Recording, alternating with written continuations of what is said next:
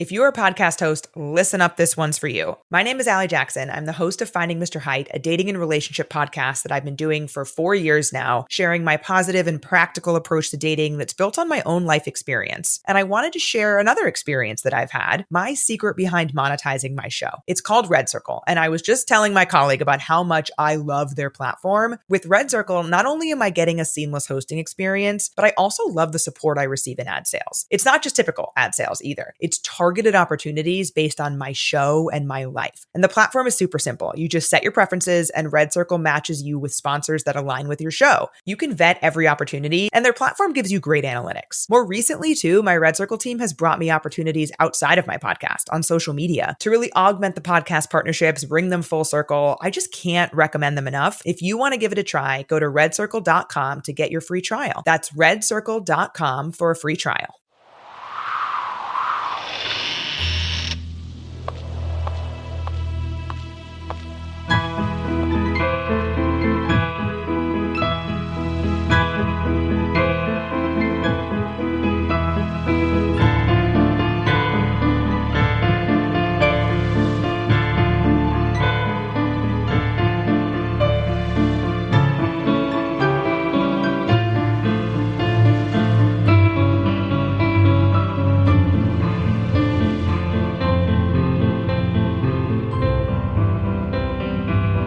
Things with Wings Productions presents episode 24 of the Skylark Bell Wingspan. I'm your host, Melissa Oliveri. In our previous episode, Lucas spent an evening with the Shearwaters at Meadow Lane to celebrate Farfalla's birthday, where he offered her the Skylark Bell as a gift. In today's episode, we read chapter 24, The Lark and Bell Artists' Retreat, in which Mrs. Phaeton gives Magpie a tour of the house at Meadow Lane, which she has converted into an artist's retreat and art gallery. Be sure to listen through to the end of the episode for a preview of a podcast I quite enjoy called Haunted or Hoaxed. Now, it's time to settle in, grab a blanket and a warm drink, and let's get started. Magpie and her mother spend most of the morning reminiscing, looking at old photo albums, and telling stories over coffee and biscuits on the front porch. At lunchtime, they make their way to the farmer's market and purchase the necessities for tonight's dinner at Meadow Lane. They prepare a fragrant cauliflower curry with homemade naan bread and some key lime pie for dessert. It'll be just like old times, a real dinner date with a couple of special guests, says Mrs. Phaeton, scraping the last of the sauce from the pan into a container before securely replacing its lid. I'm excited to meet them, and very excited to see all the changes you've made to Meadow Lane, replies Magpie, licking some excess whipped cream off her finger. That pie looks divine. I can't wait to dig in, smiles her mom. Okay, let's go, she says, clapping her hands together. They walk across the road to Meadow Lane. Magpie feels slightly apprehensive, even though she and Lucas spent a lot of time at the house before moving to Scotland. Her first thought is always the warning Lucas whispered to her that very first day. I wouldn't go there if I were you. A penny for your thoughts, says her mom, watching her with a sideways glance as they walk up the lane. I was just thinking about how time has changed this house, this land, even me. I used to feel so differently about this place. It was desolate and scary and sad. Now the orchard is growing and bearing fruit. The house is all fixed up. I'm just happy to see Meadow Lane filled with light and music and art, she says, giving her mom a smile. As they approach the front of the house, Magpie sees a beautiful hand-painted sign that reads, The Lark and Bell Artists' Retreat. Beneath the sign, a tall, slim man dressed all in black sits next to a bright-eyed woman, her wild hair piled on top of her head, looking like it could spill out of its confines at any moment. The man greets them with a polite nod, as the woman next to him stands up, a brilliant smile on her face. Magpie, I'd like you to meet our guests, Mr. and Mrs. Barnaby. "Please call me Mandalina," says the woman, her voice hypnotically inviting as she stretches her hand over the railing. "And this is my husband, Rowan." "It's lovely to meet you both," says Magpie, shaking her hand and nodding back at the man, who in turn cracks a warm smile. Magpie suddenly feels happier and more carefree than she has since her arrival in Pocket. "Rowan is an author, and Mandalina is a musician," says Mrs. Phaeton, as they make their way up the steps. She turns to the couple. "My daughter Magpie is visiting from overseas. She's very excited to see the changes made to the house since she left a few years ago," she explained. "Well, I don't know what it was like before, but it's beautiful and very inspiring now," says Mandalina, her hands waving expressively. "And Daniela is an exceptional host," she adds, smiling at Mrs. Phaeton. Magpie steps into the house, and it takes her breath away. She has a flashback of walking through the main floor the day she came looking for the Skylark Bell. At the time it was gray, broken, and completely silent. Now the walls have been painted a soft blue, each one decorated with various pieces of art and photographs. The kitchen is a bright open space with modern appliances and cupboards painted a soft yellow. Magpie notices her mother has kept the original dining room table, where a multitude of candles burn brightly as soft music plays from the stereo in the living room. Magpie walks quietly across the room to the fireplace and looks at her face in the mirror hanging above the mantel. She remembers looking into this very mirror that first day. She had said something out loud, the sound being swallowed by the oppressive, inexplicable silence. She remembers thinking, "This is how ghosts must feel." Magpie shudders at the memory and leans in to take a closer look at her reflection. She suddenly feels the familiar tingle of a vision coming to her. "Not now," she whispers to herself, squeezing her eyes shut.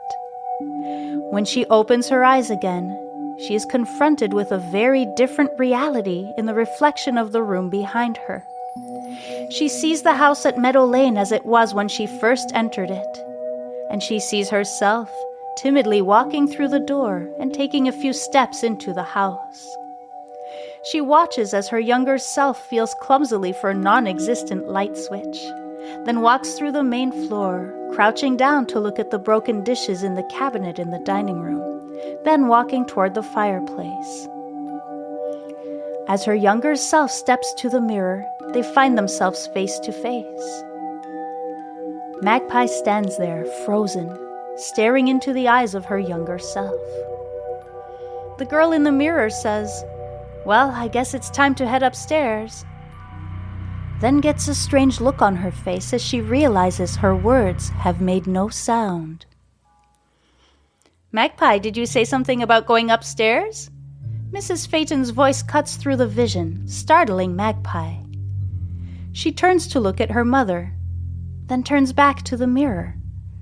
But the image of her younger self is gone. How did her mother hear an echo of her voice from several years ago? Yes. Do you mind if I take a look at what you've done upstairs?" she asks, grateful for a reason to step away from the mirror.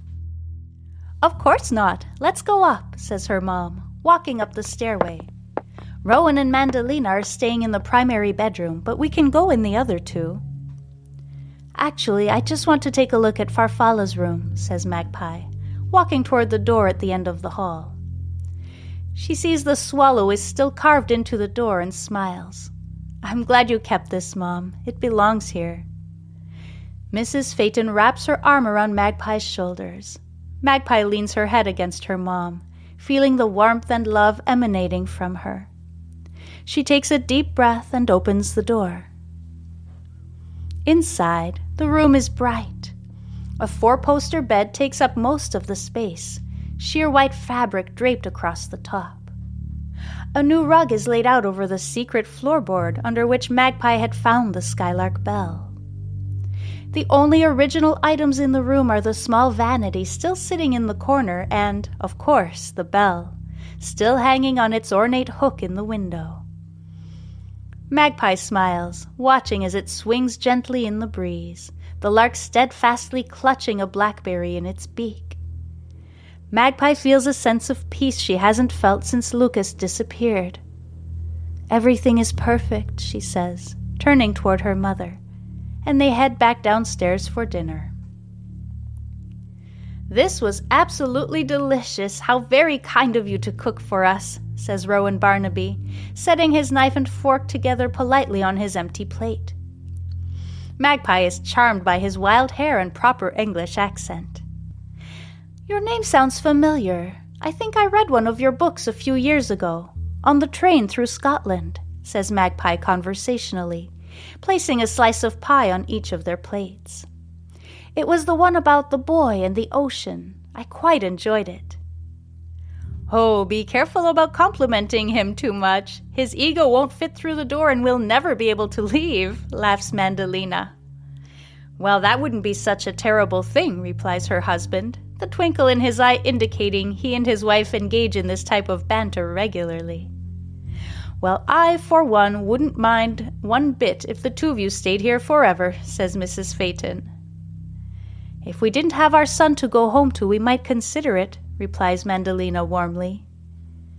They wrap up dinner and take the dishes to the kitchen. Magpie starts pulling up her sleeves in preparation for dishwashing, but Mandalina lays a gentle hand on her arm to stop her.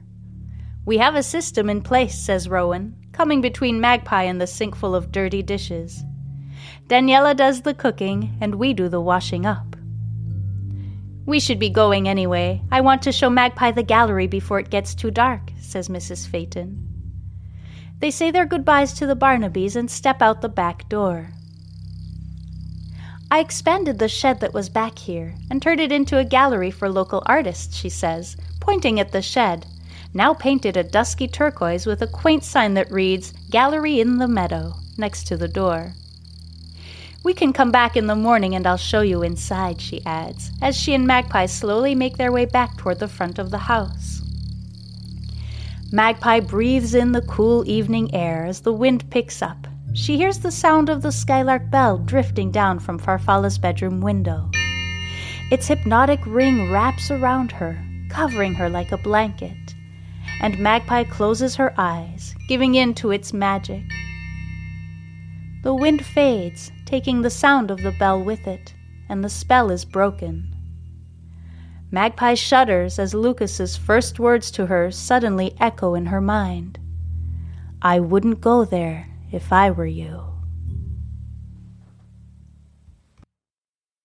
Thank you so much for listening. Join me next week for Wingspan Chapter 25, A Fate and a Feather, where Lucas joins Farfalla for a memorable celebration at Meadow Lane. The Skylark Bell is brought to you by Phaeton Starling Publishing and features original music by Canal. If you're enjoying this story, please consider leaving a rating on Spotify or a review on Apple Podcasts. They help give the podcast visibility so others can find and enjoy the story. You can also support my work by subscribing to my Patreon, where you get early access to episodes, as well as MP3 downloads of the music, artwork, behind-the-scenes videos, and more. Just check the show notes for links to Patreon, my website, and social media accounts. Before I go, I'd like to share this Real Fur podcast I quite enjoy called Haunted or Hoax. Listen to this paranormal investigation podcast that travels around the United States. If you enjoy the haunted atmosphere of the Skylark Bell, you'll definitely want to check them out. Hi, I'm Kristen. And I'm Jennifer. And we're the hosts of Haunted or Hoax, a paranormal investigation podcast where we investigate the legends and history, not just the ghosts. Our locations range from houses down in Savannah, Georgia, murder houses in the Midwest, to hotels in West Virginia. Additionally, we get together and go on ghost tours and bring the legends and history to you. Join us every Tuesday as we discuss the legends, history, and experiences from haunted locations. Available wherever you listen to podcasts. Bye.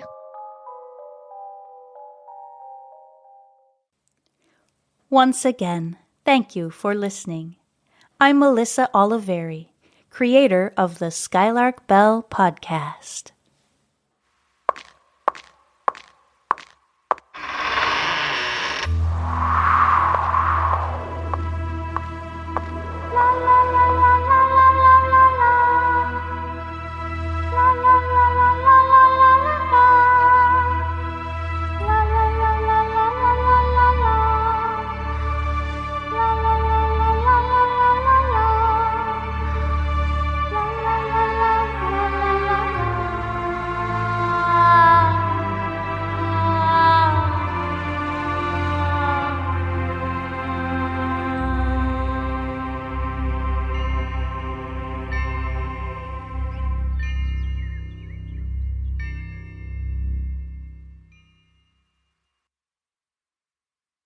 If you're a podcast host, listen up, this one's for you. My name is Allie Jackson. I'm the host of Finding Mr. Height, a dating and relationship podcast that I've been doing for 4 years now, sharing my positive and practical approach to dating that's built on my own life experience. And I wanted to share another experience that I've had, my secret behind monetizing my show. It's called Red Circle, and I was just telling my colleague about how much I love their platform. With Red Circle, not only am I getting a seamless hosting experience, but I also love the support I receive in ad sales. It's not just typical ad sales either. It's targeted opportunities based on my show and my life. And the platform is super simple. You just set your preferences and Red Circle matches you with sponsors that align with your show. You can vet every opportunity and their platform gives you great analytics. More recently too, my Red Circle team has brought me opportunities outside of my podcast on social media to really augment the podcast partnerships, bring them full circle. I just can't recommend them enough. If you want to give it a try, go to redcircle.com to get your free trial. That's redcircle.com for a free trial.